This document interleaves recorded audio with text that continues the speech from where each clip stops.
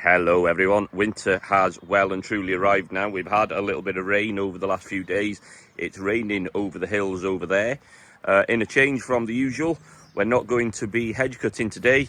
We're rolling a little bit of barley. So in this big 11-ton odd trailer that I have, we've got this year's crop of spring barley, or spring and winter barley actually, sat in there waiting to be rolled. What we're going to do is we're going to hitch on the 1390 to it, bring it closer to the job here, and with the little Bamford roller, we're going to roll it. And this afternoon, I think I've got a customer coming to pick up a couple of bags. Right then, I better get on with it. So we're going to put the 1390 on the trailer. So, as normal, before we start it, yep, there we go. We've got a bit of oil on there, so that'll do fine. Right then, shall we see if it starts first time? Forgive me for the state of the cab. The cab seriously needs a bit of a clean. Again, people will start laughing at me saying, oh, that's a winter job. Every job is a winter job at the minute. We'll get there. We will get there sooner or later. Right then, let's see if it starts. It should do. It should do. Well, we've got a pair of lights. That's always a bonus.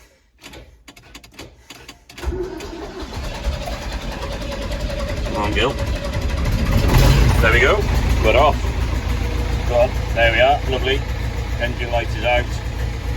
That'll go out in a minute. Don't worry about too much about that. Right then, we're going to hitch that trailer to this tractor so we can roll a bit of corn. So far, this trailer is working well for me. So I bought the trailer and then I had a sheet made to go on the top, and you'll notice it's got half a Dutch barn sort of rounded top to it. That keeps the majority of the rain off. It just lets it run off. So that trailer has been full of barley. The problem I had before was I used to keep it in smaller trailers and it was undercover in here and it was in the bloody way all the time. So I did that and so far, so good. Right then, let's see if the 990 will start. So I checked the oil the other side. Let's find a set of keys. So stopper is out, we're out of gear. Top tip, when you're doing stationary work, have the lever for the high and low in the middle setting. That means nothing in the gearbox will run out of oil. So let's see if it starts, eh? Oh no, we've got a flat battery. Oh! A few moments later. We've taken the old battery off. We put a new battery, or a new battery that we've robbed off the combine, in to get us going. I'm not sure what's quite happened to that battery. With a bit of luck, we'll get going now. Fingers crossed.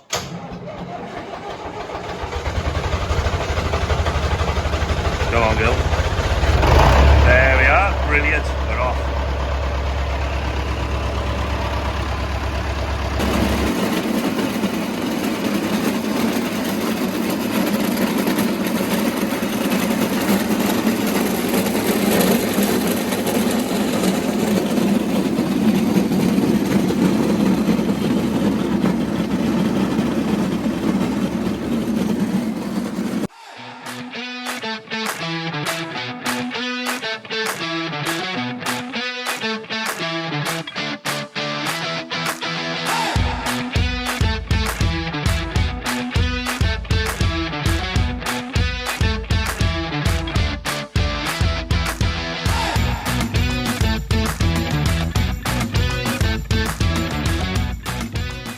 So there we go, job done. 2 bags of barley ready to go.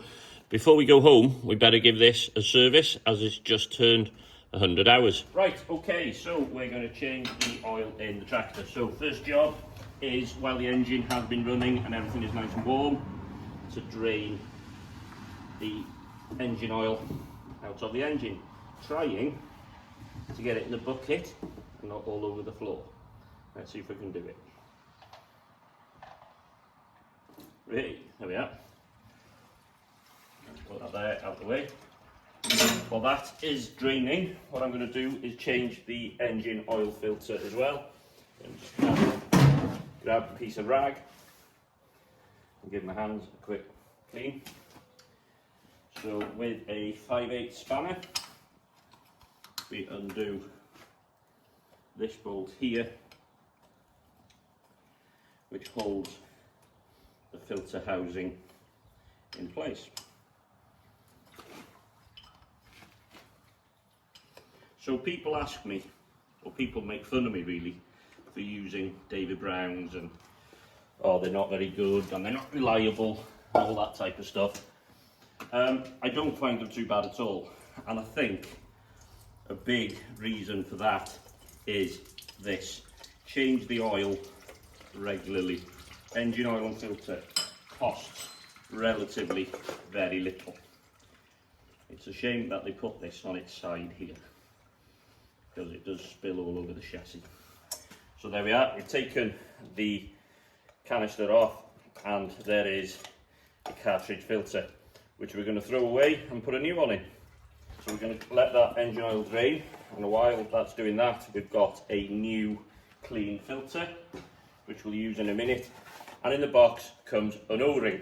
This O-ring fits there, so it seals between the engine block and the canister holder, so it sits there. So before we go and do any more, put that there out the way for a minute, put that out the way there, with something with a point on it, a little point or a screwdriver or whatever.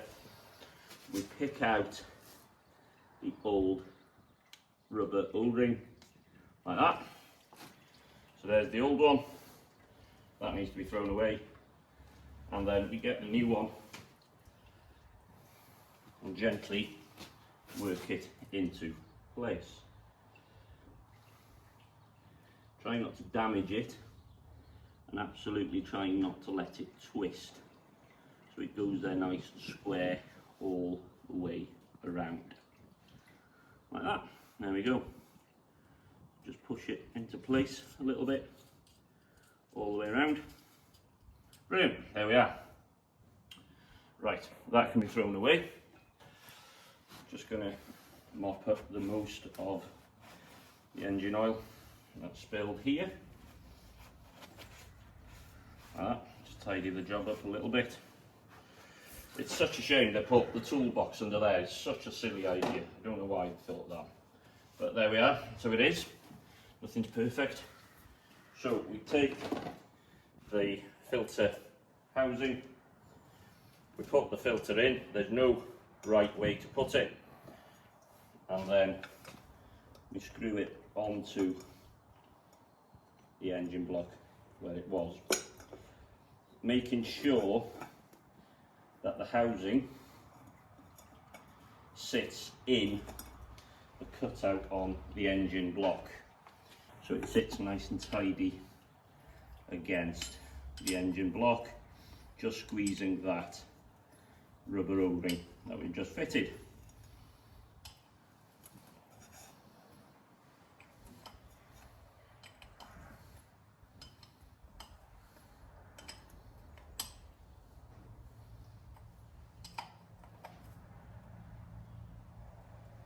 There we go, no need to go mad. I'm sure there is a torque setting to it. I don't know it, to be honest. No need to go mad. As long as it's sealing there quite tidily, that's okay. Give that a bit of a rub down, a bit of old cloth, bit of a rag. The other side of the engine, the filler and the dipstick are in one, so we'll put that out the way for a minute. And then we put in some engine oil, some new clean engine oil. It takes 7.4 litres, which I think, is that 2.5 gallons in old numbers? I don't know, to be honest, I can't remember. People ask me what oil do I use. This is 20W20, so it is a monograde SAE 20 oil. People tell me I should be putting 1530, 1540, all that type of stuff in. This is what the manual recommended, and we get on really well with it. The engines perform fine, they don't glaze, they don't smoke, they don't leak excessively. We did try it with 1540 at one time, and it wasn't really a success, so we went back to this, and that's what we've used ever since, and we're very happy with it. Right, there's 5 litres gone in. We need a little bit more, so with luck we'll put this in, and we've got 7.4, or near enough 7.4 litres in it.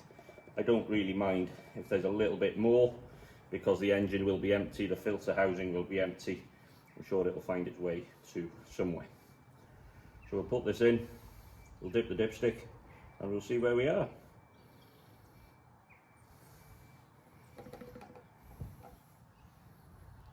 Get that out of the way. Put there. Grab the dipstick. Cloth. There we are, brilliant. So, I'm not sure if you can see that there. There we are. So we're well over the full, we're into the full, which is fine. There is the safe range there, we're over that, and that's perfect. So, there we go. Engine, oil, and filter changed. There is one little last job to do, because we work in fairly dusty conditions. Let me show you what that is. So while talking engine oil, the final part of the service is to change the oil in this bowl. Look at the state of that radiator. We're going to have to give that a clean out very, very soon, aren't we? I mean, you can see a bit of sunlight through it, but it does need a good blow through. But for now, we're going to take this off and change the oil in this. Perch it on the back of the mill for a minute. What we've got here is the bottom piece to the oil bath air cleaner. This is the oil bath piece itself, held in place by 3 little clips. So it is half full of engine oil. You'll notice there, can you see there, there's some holes to let oil go from the middle bit to the outer bit. The oil acts as a filter.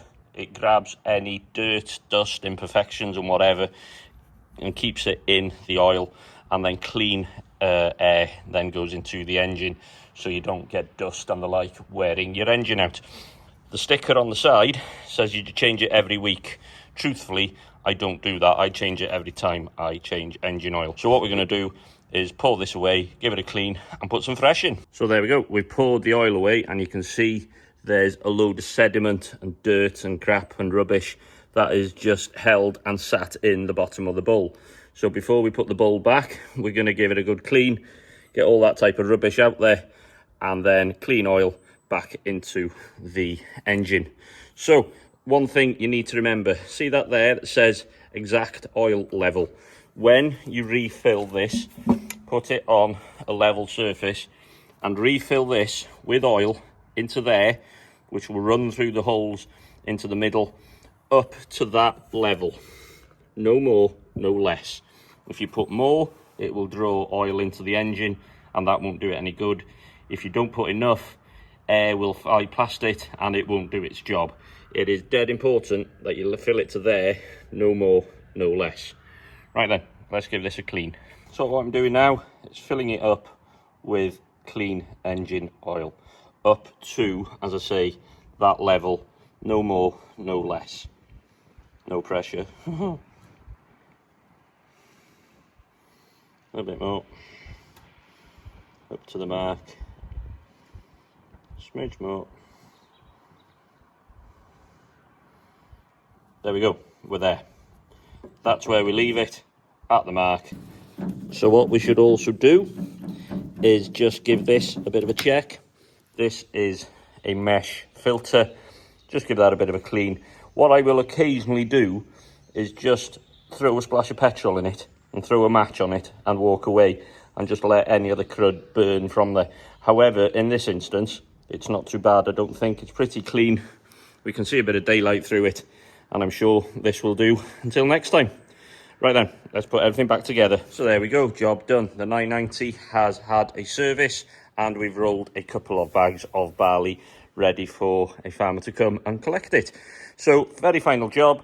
Front axle is going to get a little bit of grease from me, and then it's going to be put away until the next time I'm rolling a bit of corn. What I do need to remember is that radiator does need blowing through before it sees any real work. I'll take it down and pressure wash it and whatever before we go and do some real work with it. Brilliant. I hope you've enjoyed today's video, and we'll see you again soon. Have a nice day, everyone. Goodbye.